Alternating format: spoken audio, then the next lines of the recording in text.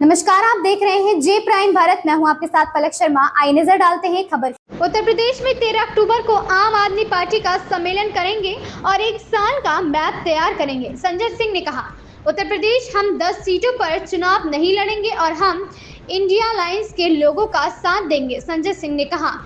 लखनऊ से सऊद अली की रिपोर्ट। तो मेरी भी जिम्मेदारी है कि मैं इस बिल के बारे में समझूं। तो मैं गया, अभी आज उनसे मुलाकात की मैंने। तो इसमें 3-4 बड़ी भ्रांतियां फैलाई जा रही। क्या कहा जा रहा है? वक्फ बोर्ड किसी भी संपत्ति को अगर अपना कह दे तो वो संपत्ति उसकी हो जाएगी। ये कहां से निकाल के लाते हैं भाजपा वाले? कहां से पता चला भैया आपको? ये कैसी कैसी बातें करते हैं आप लोग। दूसरी बात क्या कह रहे हैं? कह रहे हैं हम इस वक्फ बोर्ड में महिला सदस्य को शामिल करेंगे। महिला सदस्य तो पहले से ही शामिल है, शामिल हो सकती हैं, कोई प्रतिबंध नहीं है उसमें। तीसरी बात क्या कह रहे हैं? कह रहे हैं वक्फ बोर्ड के पास 9 लाख एकड़ जमीन है, जबकि ये गलत फिगर है। मेरे ख्याल से 5,72,000 एकड़ जमीन उनके पास है। ये 9 लाख एकड़ का जमीन का फिगर आरएसएस की विश्वविद्यालय से निकला, व्हाट्सएप वाले, या बीजेपी के विश्वविद्यालय से निकला, मुझे नहीं पता। ये व्हाट्सएप यूनिवर्सिटी की उपज है। फिर क्या कह रहे हैं कि जितनी वक्फ की संपत्ति है उससे 12,000 करोड़ तक की आमदनी हो सकती है। मैं बड़ी अजीब बात है। तो अब इस देश की मस्जिदों में नमाज पढ़ने का टिकट लगाया जाएगा तो आमदनी हो सकती है, या कब्रिस्तान में किसी को दफन करना है तो उसका पैसा लगाओ तो आमदनी हो सकती है, या दरगाहों से आमदनी करो या मदरसों से आमदनी करो। आप आमदनी कैसे कर सकते हैं? कहां से करेंगे? अच्छा चलिए, 12,000 करोड़ की आमदनी की इतनी चिंता है तो मैं एक सुझाव दे रहा हूं मोदी जी को कि आप नीरव मोदी को अकेले पकड़ के लेके आइए, 20,000 करोड़ रुपए की वसूली इससे कीजिए और 12,000 करोड़ वक्फ बोर्ड वालों को दान दे दीजिए। 8,000 करोड़ अपने सरकारी खजाने में रखिए। क्या समस्या आपको? लेकिन ये बांटो और राज करो का बिल है और अपने दोस्तों को लाभ पहुंचाने का बिल है। मैं पूरी जिम्मेदारी से इस बात को कह रहा हूं। वक्फ की संपत्ति कैसे दान दी जाती है, मैं उसका एक छोटी से 2 लाइन की बात आपको बताता हूं। किसी व्यक्ति को अपनी संपत्ति वक्फ करनी है अगर, तो पहले सर्वे कमिश्नर जो सरकार का व्यक्ति होता है वो उसका सर्वे करता है। फिर 1 साल तक उस पर नो ऑब्जेक्शन मांगा जाता है। फिर 1 साल के बाद सरकार का, शासन का सेक्रेटरी जो सरकारी कर्मचारी है वो उसको नोटिफाई करता है एज ए वक्फ प्रॉपर्टी। ये तरीका है, इतना ट्रांसपेरेंट तरीका है। तो इसमें कहां से ये बात आ गई कि किसी को भी वक्फ संपत्ति घोषित की जा सकती है? फिर क्या कह रहे हैं? कह रहे हैं ट्रिब्यूनल के, वक्फ बोर्ड के ट्रिब्यूनल के फैसले को कहीं चैलेंज नहीं किया जा सकता। यह और भी हास्यास्पद बात है।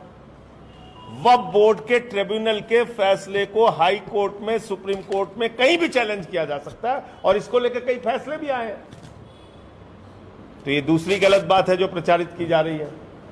तीसरी बात क्या कही जा रही है? सच्चर कमेटी ने ये कहा, सच्चर कमेटी ने ये कहा। सच्चर कमेटी की मैं रिपोर्ट आपको भेजूंगा। सच्चर कमेटी ने जो असल बात कही उसको हमारे कानून मंत्री जी ने नहीं बोला, हमारी सरकार ने नहीं बोला। सच्चर कमेटी ने कहा दिल्ली हो, राजस्थान हो, उत्तर प्रदेश हो, कई ऐसे राज्य हैं जहां पर की वक्फ की जमीनों पर सरकार ने कब्जा कर रखा है, उसको हटाया जाए। यह लिखा हुआ है सच्चर कमेटी की रिपोर्ट में, वो आप बोलते नहीं। और एक महत्वपूर्ण बात यह है, यह बाबा साहब के द्वारा लिखे गए भारतीय संविधान की धारा 26 के भी खिलाफ है। धारा 26 क्या कहती है? धारा 26 कहती है किसी भी धर्म के व्यक्ति को अपने उपासना पद्धति के हिसाब से पूजा पाठ इबादत करने की, प्रार्थना करने की पूरी छूट है। और दूसरा, वो कानून कहता है, भारत का वो संविधान की धारा कहती है कि किसी भी व्यक्ति को अपनी धार्मिक संपत्ति के प्रबंधन की पूरी आजादी है। और उसमें उसी धर्म के व्यक्ति होंगे, कोई दूसरा धर्म का व्यक्ति नहीं होगा।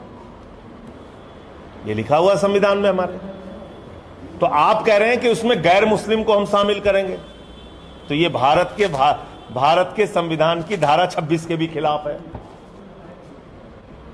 फिर आप कह रहे हैं उसमें प्रैक्टिसिंग मुस्लिम होगा तब वो वक्फ कर सकता है। बड़ी मजेदार बात सुनिएगा। कह रहे हैं कि 5 साल तक कोई व्यक्ति मुस्लिम धर्म के रीति रिवाजों का पालन करेगा पहले, तभी वो दान कर सकता है। बहुत सारे लोग होते हैं मुसलमानों में जो सिर्फ जुम्मे की नमाज पढ़ते हैं, बहुत सारे लोग होते हैं जो रोजा रखते हैं, नहीं रखते, लेकिन वो दान नहीं कर सकते। मोदी जी कह रहे हैं वक्फ नहीं कर सकता वो। और वक्फ के मूल कानून में क्या लिखा है कि मुस्लिम हो या गैर मुस्लिम कोई भी दान कर सकता है। तो दान कोई भी कर सकता है, लेकिन अब उसको परिवर्तित कर दिया कि नहीं साहब, वक्फ तो वही कर सकता है जो 5 साल का प्रैक्टिसिंग मुस्लिम हो। तो क्या मुसलमानों के घर में सीसीटीवी कैमरा लगाएंगे मोदी जी? चेक करेंगे कि वो नमाज पढ़ रहे हैं, नहीं पढ़ रहे हैं, प्रैक्टिसिंग मुस्लिम है कि नहीं है?